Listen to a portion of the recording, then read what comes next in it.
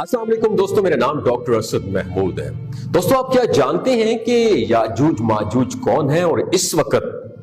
وہ کہاں پہ ہیں؟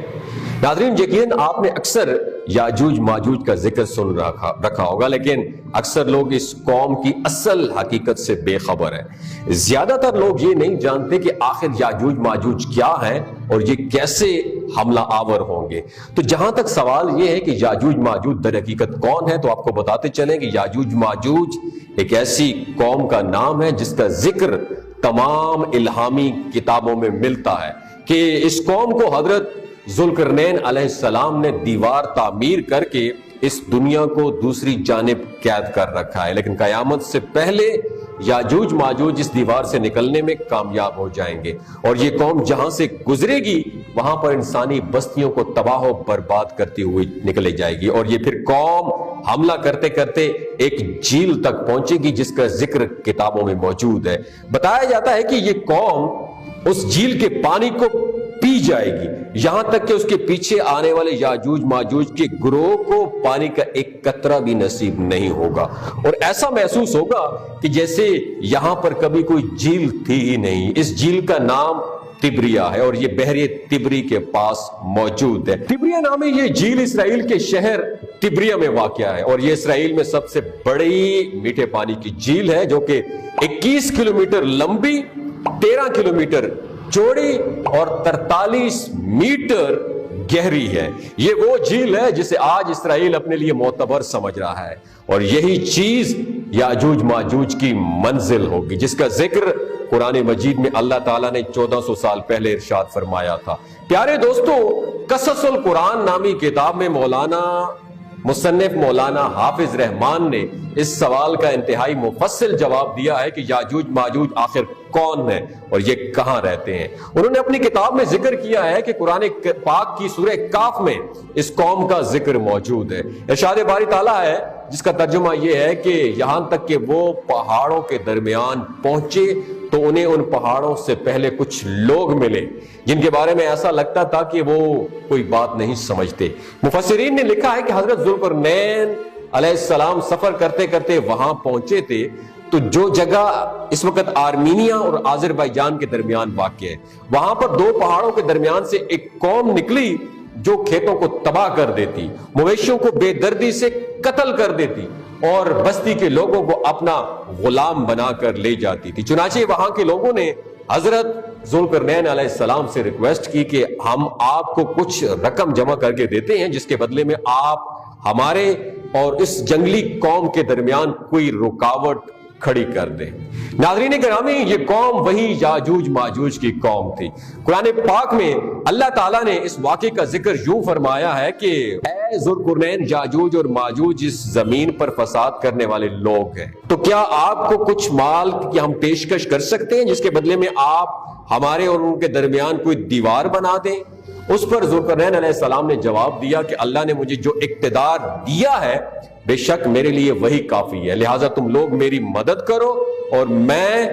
تمہارے اور یاجوج ماجوج کے درمیان ایک دیوار بنا دوں گا۔ پھر حضرت ذوالقرنین علیہ السلام نے لوہے کے بڑے بڑے ٹکڑے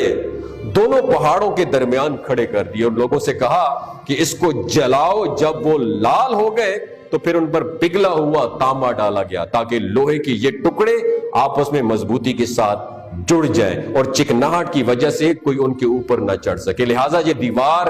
ایسی بن گئی کہ یاجوج ماجوج نہ اس پر چڑھنے کی طاقت رکھتے تھے اور نہ ہی ان میں کوئی سوراخ بنا سکتے تھے۔ پیارے ساتھیوں، کہا جاتا ہے کہ اس دیوار کی لمبائی 50 میل،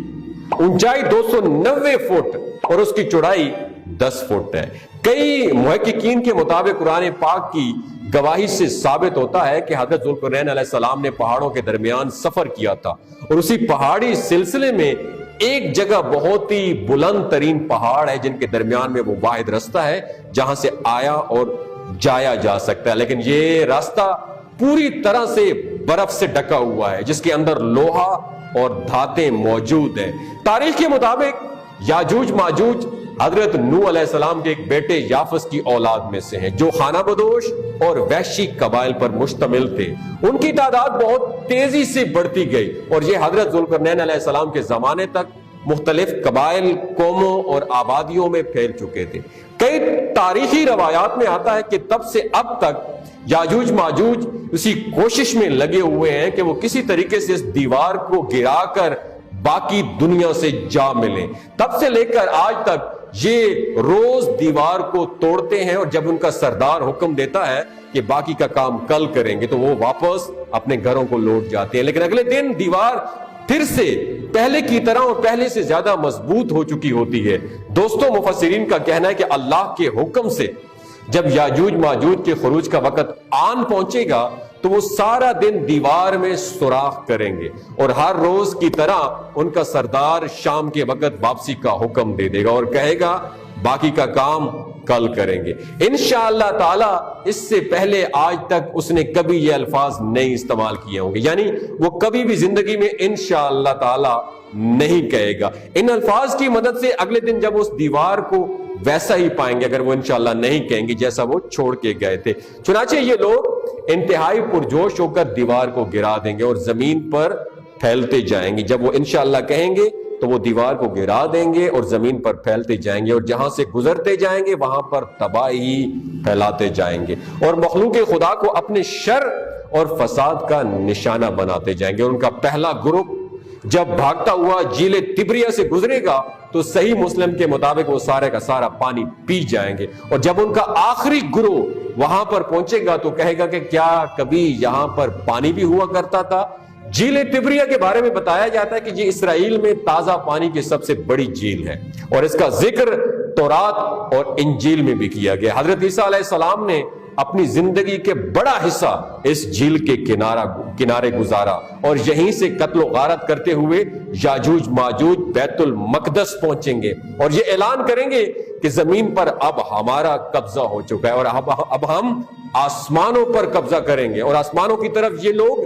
تیر پھینکیں گے جو کہ خون آلود ہو کر واپس آئیں گے، اور کوئی بھی ان کے مقابلہ نہیں کر پائے گا۔ جس کے بعد حضرت عیسیٰ علیہ السلام اللہ تعالیٰ کے حکم سے مسلمانوں کو اپنے ساتھ لے کر کہاں پناہ لیں گے؟ کوہ طور پر پناہ لیں گے، اور عام لوگ محفوظ مقامات پر اپنے آپ کو بند کر کے اپنی جانیں بچائیں گے۔ ناظرین، مولانا حافظ رحمان نے اپنی کتاب قصص القرآن میں لکھا ہے کہ حضرت عیسیٰ علیہ السلام اور تمام مسلمان مل کر اللہ سے دعا کریں گے کہ اللہ تعالیٰ ان سے ہماری جان چھڑا دے، پھر اللہ تعالیٰ ان کی گردنوں میں ایک ایسا کیڑا پیدا کر دیں گے جو ان کی موت کا باعث بنے گا، اور پوری زمین ان کی لاشوں سے بھر جائے گی، اور پھر اللہ کے حکم سے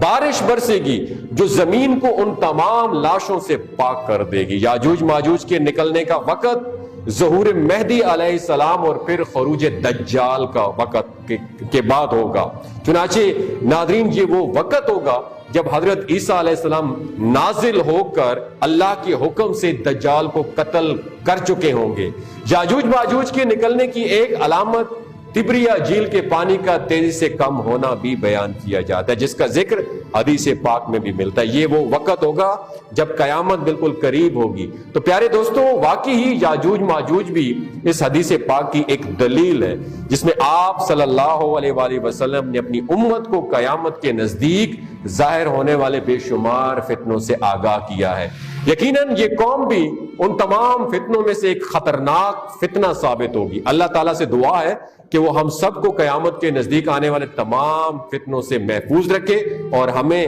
اپنے ایمان پر ثابت قدم رہنے کی توفیق عطا فرمائے۔ آمین ثم آمین۔ اگر آپ کو یاجوج ماجوج کے متعلق یہ ویڈیو اچھی لگی ہو تو دوسروں کے ساتھ ضرور شیئر کیجیے گا، ہو سکتا ہے اللہ تعالیٰ اس ویڈیو کے ذریعے کسی کی زندگی اور دل بدل دے۔ بہت شکریہ۔